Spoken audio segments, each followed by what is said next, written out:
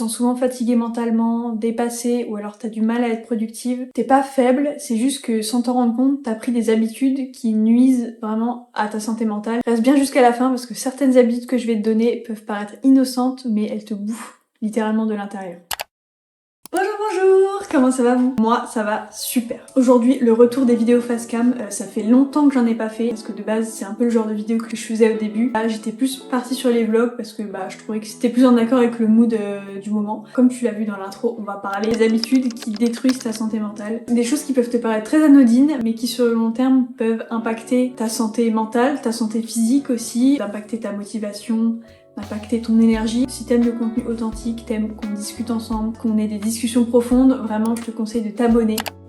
On va parler de la première habitude que tu as qui détruit ta santé mentale, c'est le fait de négliger son sommeil. C'est la chose la plus importante. En fait, on se rend pas compte à quel point le sommeil peut avoir un impact positif ou négatif sur notre journée, sur notre santé mentale, sur notre santé physique, sur plein de choses. On est de plus en plus dans une société où tout va vite, où il faut être productif tout le temps, il faut optimiser son temps. Et je pense que certaines personnes, sans s'en rendre compte, en viennent à négliger leur sommeil parce que la vie fait que, voilà, c'est plus forcément ta priorité en fait. Sauf que c'est là où c'est compliqué parce que le sommeil c'est quelque chose qui régit énormément de choses, donc si tu passes à côté de ça, tu ruines plein d'autres sphères de ta vie en fait. Le manque de sommeil ça agit sur tes émotions, tu peux être beaucoup plus irritable, beaucoup plus susceptible, à fleur de peau. Tu auras aussi une moins bonne résistance au stress. Ça agit aussi sur ta réflexion, donc tout ce qui va être la prise de décision, la concentration. Il y a une étude qui a prouvé que le fait de dormir moins de 6 heures par nuit, ça augmente les risques d'anxiété, les troubles de l'humeur et les troubles de la concentration. Et surtout quand tu dors mal ou quand tu dors pas assez, tu vois tout négativement et ton cerveau il traite moins bien les émotions. Et quand je parle du fait de négliger son sommeil, c'est pas forcément qu'il faut dormir plus, c'est qu'il faut aussi dormir mieux. Parfois t'auras beau te dire oui j'ai dormi 8 heures et pourtant tu vas avoir l'impression que t'as pas été reposé. Et en fait c'est ces deux trucs qu'il faut prendre en compte, c'est que ok dormir plus,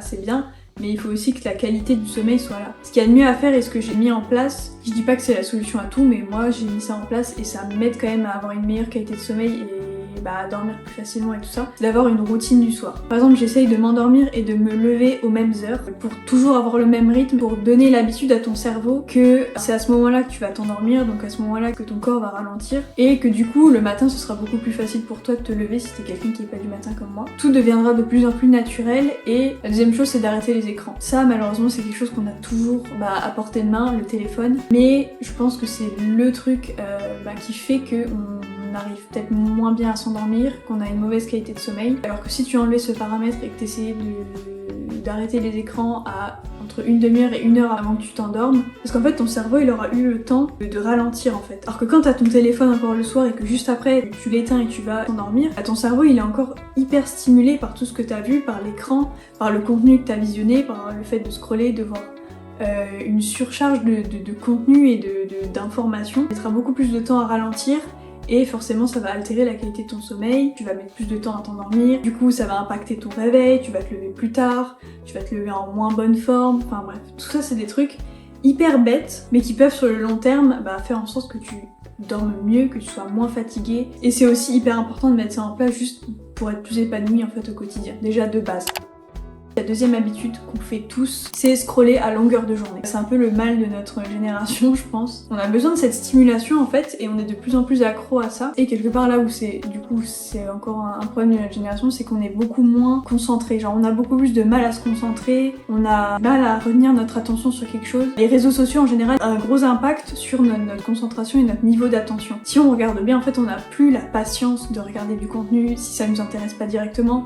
On n'a plus la patience de regarder des vidéos de tant de minutes. Il faut que notre cerveau il soit stimulé en permanence par des trucs qui vont nous intéresser. Tout ce truc d'être tout le temps surstimulé, de tout le temps avoir notre attention sur quelque chose, puis sur quelque chose et encore sur autre chose, ça crée sur le long terme énormément d'anxiété et ça a été prouvé que l'usage excessif et le scroll en fait excessif sur les réseaux sociaux augmente vraiment le niveau de stress et le taux de cortisol. C'est l'hormone du stress. Comment vous dire que le cortisol, en fait, on en veut le moins possible. Et toutes ces hormones, ça provient de plein de choses, de la surstimulation constante, du fait de voir du contenu qui peut-être nous fait nous remettre en question, nous fait nous comparer. Ça m'arrive beaucoup moins souvent qu'avant, mais des fois il y a des moments où je scrolle, où je suis vraiment happée par par TikTok ou par Insta, je vais faire que scroller et je vais perdre un temps fou. Et je me rends compte au final, quand je sors de ça, quand je sors de ma bulle, que déjà de une, c'est une vraie addiction, genre on se rend compte que c'est une vraie addiction, et au final, bah, ce que je me dis c'est que qu'est-ce que j'ai tiré de tout ça?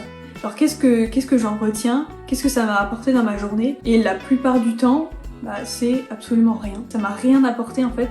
Ça a été ok un moment peut-être de détente, de plus penser à autre chose et tout, mais au final, j'ai perdu 1 heure de mon temps, ça m'a servi à rien.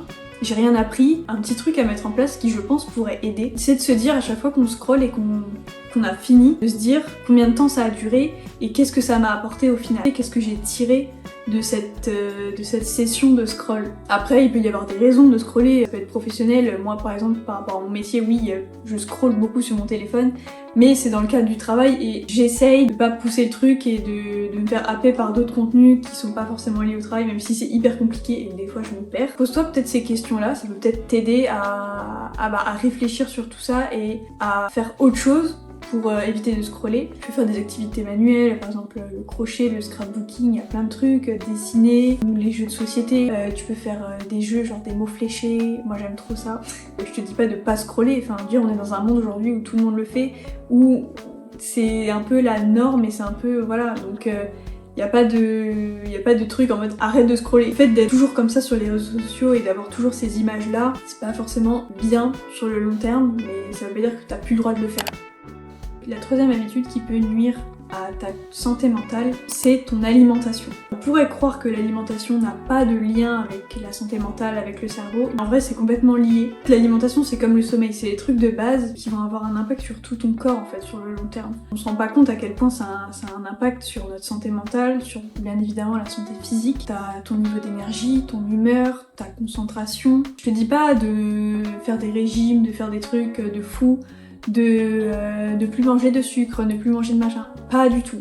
Mais juste d'avoir une alimentation un peu plus équilibrée. Ça veut dire manger un peu de tout, voilà. Mais pas en quantité extrême. Manger des légumes, un peu de protéines, un peu de sucre, un peu de gras, un peu de fibres. Puis même, juste pour ta propre santé, ta santé physique, on va dire c'est le minimum de manger équilibré. Après, je dis pas que c'est facile. En vrai, c'est pas facile de bien manger. Parce que ça prend du temps, parce qu'il faut réfléchir à des plats, parce qu'il faut cuisiner. Vraiment, je suis totalement d'accord. Moi, des fois, ça me fait chier de devoir manger des plats en réfléchissant à oui, il faut des légumes, alors qu'est-ce que je fais comme légumes? Oui, il faut des protéines, qu'est-ce que je fais comme viande? Enfin bref. Mais l'important, c'est d'en avoir conscience et d'essayer de faire des petites choses un peu tous les jours, d'essayer d'améliorer quelques trucs, sans forcément aller dans l'extrême et de manger ultra équilibré, d'avoir un régime irréprochable, d'avoir un régime parfait. Non, c'est pas forcément la relation la plus saine que tu peux avoir à la nourriture, et c'est pas forcément non plus bénéfique pour ta santé mentale, parce que tu vas te mettre de la pression, parce que tu vas devoir tout le temps réfléchir à tout ça, machin, générer du stress. Bref, c'est pas ce qu'on veut. La quatrième habitude qu'on aime beaucoup à avoir, je pense, c'est le fait de réprimer ses émotions, ses pensées, de garder en nous toutes ces choses qu'on pense et qu'on subit. On sait déjà très bien une chose, c'est que le fait de garder tout en nous, au bout d'un moment, il y a un moment donné, on explose. Donc dans tous les cas, ça a que du négatif. Et c'est important de dire les choses, de pouvoir les exprimer pour se sentir moins seul, pour ne pas être frustré, pour pouvoir avancer tout simplement, plutôt que d'avoir des choses qui nous bloquent, alors qu'on pourrait juste les libérer. Je suis quelqu'un qui est pas forcément de mal à exprimer ce que je ressens avec les personnes proches, genre je suis quelqu'un qui va me livrer hyper facilement, genre une fois que je suis hyper à l'aise, mais c'est vrai que dans le quotidien, on n'a pas forcément de gens à qui parler, donc c'est vrai que des fois on accumule quand même des choses qui nous bloquent, qui nous saoulent, et je trouve qu'il est cool c'est le journaling, moi je fais ça très régulièrement pour me vider la tête, pour dégager en fait toutes les choses auxquelles je pense, qui me tracassent en fait, qui me travaillent. C'est pas forcément pour tout le monde, il y en a qui détestent écrire, il y en a qui trouvent ça inutile, mais il y en a qui ça peut que faire du bien. Tu peux juste raconter ta journée, dire qu'elle a été chiante, ou j'ai passé une belle journée. Vraiment tout ce que tu penses, tu le mets sur papier, et ça vraiment je trouve que ça c'est tellement libérateur. Je le fais quand je me sens très stressée ou quand j'appréhende un certain moment, un certain truc, quand j'ai beaucoup d'émotions à la fois. Et après si tu vas aller plus loin dans ce truc de la gestion des émotions, de libération des émotions et des pensées, tu peux pourquoi pas faire une thérapie avec un psy si tu sens que t'en as besoin, si tu sens que t'es capable et tout. Je pense que tout le monde devrait le faire, mais moi par exemple j'ai toujours dit que je devrais le faire, je l'ai toujours pas fait parce que ça me fait peur, je sais pas pourquoi. Et de toute façon la thérapie ça peut que aider en fait, ne serait-ce que pour pointer des choses que t'avais du mal à exprimer, des choses où t'avais du mal à mettre des mots dessus, que t'arrivais pas à sortir, ça peut avoir que des bénéfices. J'essaie aussi de m'auto-convaincre d'y aller. Tous les gens qui ont fait des thérapies, qui ont fait des trucs, en ressortent que du positif. Il faut faire ça quand tu te sens prêt, il faut que ça vienne de toi. À défaut d'aller voir un psy, même si ça remplace pas, des fois rien que le fait de pouvoir parler à quelqu'un de confiance, de parler à quelqu'un de ton entourage, qui sait vraiment t'écouter, qui a une écoute active, qui va pas te juger, qui va être bienveillant avec toi, c'est quand même hyper cool, même si bien sûr ça remplace pas un psy, parce que la personne va être peut-être moins objective, ça fait du bien des fois de juste pouvoir vider son sac. Si vous avez quelqu'un de confiance comme ça, un ami, quelqu'un de la famille, n'hésitez pas à vous livrer. Alors n'ayez pas peur, si vous savez que vous pouvez faire confiance à cette personne, gardez toutes ces émotions, gardez ces trucs-là, ça va faire que vous pourrir la vie, ou en tout cas ça va vous bloquer, ça va vous empêcher d'avancer dans votre vie en fait. La 5e et dernière habitude, il n'y a pas forcément tout le monde qui est concerné, je pense que c'est plutôt un groupe de personnes, dont ma personne. C'est le fait de procrastiner. Je vais rien vous apprendre, mais je suis une énorme procrastineuse. Voilà, j'ai énormément de mal à me mettre au travail, à rester focus. J'y travaille et je sens que je progresse. D'ailleurs, je documente un peu tout ça sur Instagram. Je parle énormément de discipline, de productivité, de santé mentale. La procrastination, c'est plutôt un fléau, je pense, pour les personnes qui sont comme ça. Pas forcément un manque d'envie, une faiblesse ou un manque d'organisation. C'est un fonctionnement. Je dirais qu'on n'a pas forcément la main dessus, même si on peut faire des choses pour essayer de contrer ça. Et en général, la procrastination, c'est souvent lié à l'anxiété, vouloir avoir le contrôle. Ton cerveau, il va éviter ce qui lui fait peur, il va éviter l'inconnu, l'incertitude, donc c'est-à-dire qu'il va éviter la peur d'échouer, la peur d'être jugé, la peur du changement. Ton cerveau, en fait, il va éviter ce qui lui fait peur. Pour rester dans sa zone de confort, quand tu repousses une tâche, c'est qu'en général, cette tâche peut être difficile, incertaine, parce que le résultat va être incertain, ou tu penses qu'elle peut impacter certaines choses dans ta vie qui te fait peur, qui va te faire sortir de sa zone de confort, qui en gros va changer quelque chose peut-être auquel t'es pas prêt à ce que ça change. On enlève les idées reçues. La procrastination n'est pas égale à la flemme, ok? C'est un très long sujet, je pourrais en parler pendant des heures. J'ai fait plusieurs vidéos sur la procrastination, la productivité, tout ça. Pareil sur Insta, j'en parle énormément, donc vraiment n'hésitez pas à me suivre sur YouTube et Insta si vous êtes victime de procrastination. Au-delà de tout ça, le fait de procrastiner, de repousser éternellement la tâche, sur le long terme, ça peut avoir un énorme impact sur ta confiance en toi, sur ta santé mentale. Tu peux te sentir incapable, te sentir faible, te sentir comme quelqu'un qui a la flemme en fait, qui se bat pas. Et le problème c'est que plus tu vas repousser ces choses-là, plus tu vas stresser. Il y a une deadline qui va arriver, les tâches vont s'accumuler. En fait, c'est un cercle vicieux. Voilà. Et je trouve personnellement que c'est assez dur de s'en sortir. Ce qui m'aide à éviter la procrastination, ou en tout cas essayer de duper mon cerveau, c'est de découper par exemple toutes les tâches que j'ai à faire en mini-tâches. Faire des étapes pour que ça paraisse moins impressionnant, pour que ton cerveau se dise pas « Oh waouh, comment je vais faire tout ça ?» Et je trouve que ça aide énormément. Le cerveau, ce qu'il aime, c'est le fait de progresser. Par exemple, les cases à cocher, les jauges qui augmentent pour aller jusqu'à 100%. Tout ça, c'est quelque chose qui est très satisfaisant. Et justement, c'est bien de pouvoir découper des tâches en petits objectifs. Tu vas cocher plus vite parce que tu arriveras plus facilement à t'y mettre et tout ça c'est justement un cercle vertueux. Et c'est un conseil parmi tant d'autres. On peut duper le cerveau de plein de façons différentes pour l'appliquer pratiquement tous les jours. Je trouve qu'elle marche extrêmement bien. Si tu t'es reconnu dans plusieurs de ces habitudes, n'hésite pas à me le dire en commentaire. Vous n'êtes pas obligé de prendre et de faire à la lettre tout ce que je dis. C'est vraiment juste des points d'amélioration ou des points de conscience. Juste le fait de conscientiser tout ça, ça fait déjà avancer. C'est pas forcément mettre en place une alimentation équilibrée, dormir 8 heures par jour. On sait tous que en fonction des vies de chacun, c'est pas forcément possible. Pas de pression.